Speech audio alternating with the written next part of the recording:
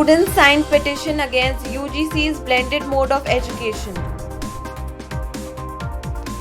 The centre so far has released Rs 7,622 crores to states and union territories, says Ramesh Pokhriyal.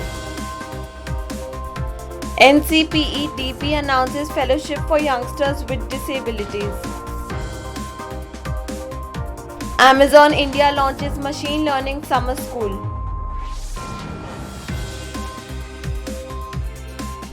"300 students of Guru Nanak Dev University face uncertainty over placements." Uttar Pradesh Tech Institutes should conduct online exams as per convenience, says Chief Minister. CBSE Class 12 students may be marked on pre-boards Class 11 and 10 results. Fee cut order not applicable this year, say Karnataka private schools.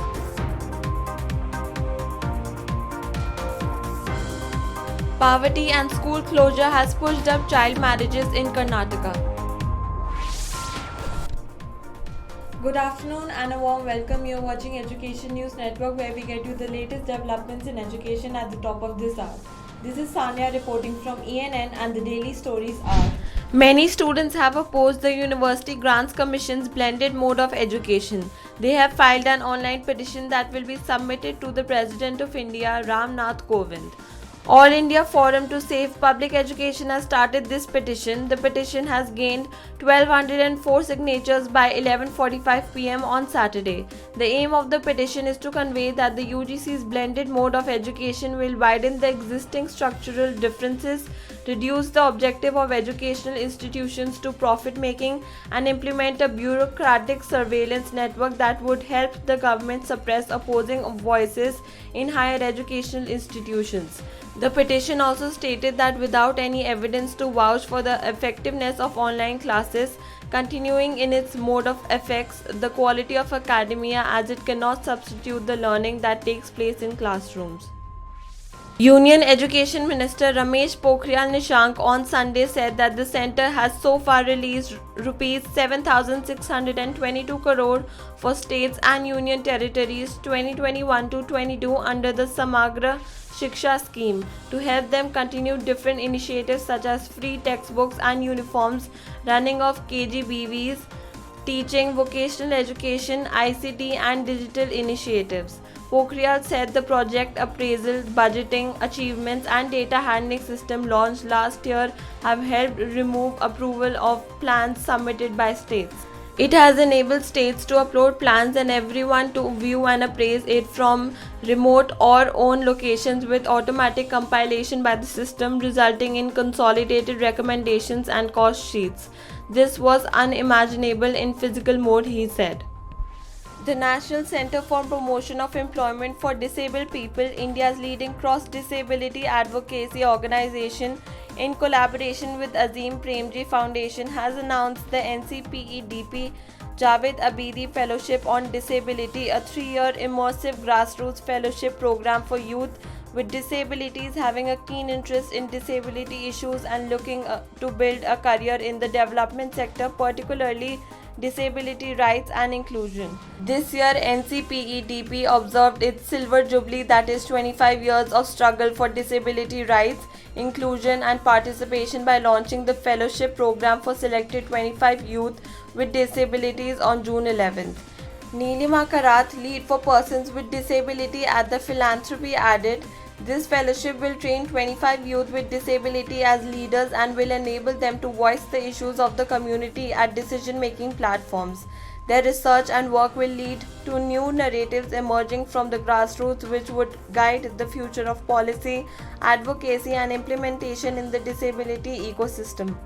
Amazon India on Sunday announced the launch of an integrated learning program for students to learn applied machine learning skills, making them industry ready for careers in the new technology. The program, Machine Learning Summer School, has been introduced to help train students in machine learning and address the growing demand for talent with this skill set across various industries, Amazon India said in a statement. The curriculum will cover the fundamental concepts in machine learning while linking them to practical industry applications through an immersive 3-day course. Students will get to learn firsthand on how advanced machine learning techniques such as deep learning and probabilistic graphical models can be leveraged to solve specific business problems in the e-commerce domain, such as demand forecasting, catalog quality, product recommendations, search ranking, and online advertising. They will also have access to the Amazon Research Days conference, where they can learn about technology trends in industry through presentations from renowned machine learning leaders around the world. About 300 students who recently graduated from the GNTU are facing uncertainty with regard to their future, as several companies that offer them jobs are finding it difficult to evolve criteria for hiring in the absence of comprehensive evidence of their academic performance. The Guru Nanak Dev University, in an official release on Sunday, said the students are facing a peculiar situation regarding their job offers due to non-availability of detailed marks cards of their intermediate semesters, as they were promoted last year on the basis of cumulative average of their grades of previous semesters. This was done according to directions of the government following the COVID-19 pandemic, the university said. Chief Minister Yogi Adityanath, in a meeting with officials on Sunday, said that technical educational institutions should conduct online examinations as per their convenience. This comes after Technical Education Secretary Alok Kumar, Uttar Pradesh, on Saturday announced that final year exams of engineering students of all technical universities and polytechnic institutes in the state will be held in third week of July, while the exams of students of other classes will be held in the last week of July. When contacted, Dr. APJ Abdul Kalam Technical University Vice Chancellor Professor Vinay Kumar Pathak said, University will implement government order and it is getting ready to hold online examinations for all students. We will surely abide by the government order. In the Chief Minister's meeting with the officials, it was further decided that other higher educational institutes should declare the results by August 31st and start new academic session by September 2nd week. The Central Board of Secondary Education is actively considering a proposal to assess Class 12 students based on their performance in the Class 10 board examination, Class 11 final examination, and the Class 12 pre-board examination. According to sources in the Education Ministry, the Class 12 member expert committee set up by the CBSE discussed this option at a meeting held on Saturday. The broad consensus was to factor in marks scored in the Class 10 boards, Class 11 exam, and Class 12 pre-boards. There were differences about the exact weightage to be given to each component.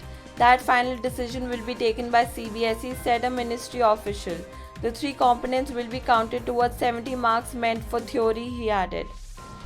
As the government announces the commencement of the admission process for the 2021-22 academic year from June 15th, the Karnataka Private School Management's Teaching and Non-Teaching Staff Coordination Committee has clarified that the fee cut order will not be applicable for admissions during this academic year. The committee held a meeting on Sunday, after which the convener of the committee, D. Sashi Kumar, said junior officials are misguiding the media and parents with respect to the fees. We would like to clarify that the fee cut order issued last year is not applicable this year. The fee cut that we are charging this year is what we were charging before the 2019-20 academic year. Most schools have not hiked the fees for 2020-21 and 2021-22. The committee has demanded that the government clarify to parents about the fees and direct them to pay the same. It should also make attendance mandatory even if it is online classes. In 2020-21, Women and Child Development Department officials stopped 15 child marriages on average every 2 days. Total cases prevented in the year stood at a staggering 2,711, about 67 higher than 1,623 child marriages averted by officials in 2019-20, and more than double the cases reported in 2018-19. Closure of schools along with a deteriorating economic situation in rural areas, according to the department, are responsible for the surge. Among the districts, higher number of cases were detected in Ballari district with 249, while Mysuru was second with 245. In 10 other districts of the state, more than 100 cases of child marriages were stopped. Child rights activist Babu Raj Paladan said that the spike in cases was due to a lot of insecurity about the future of children, especially girls. Since there is no school or college, the girls are forced to sit at home and are not engaged. There are also threats to adolescent girls, and parents worried about their safety think that marriage will provide the girls with security, he said. That's all for today. Thank you for watching Education News Network. For more such videos, log on to our website theENN.com and do not forget to like, share, comment and subscribe. Signing off, Sanya.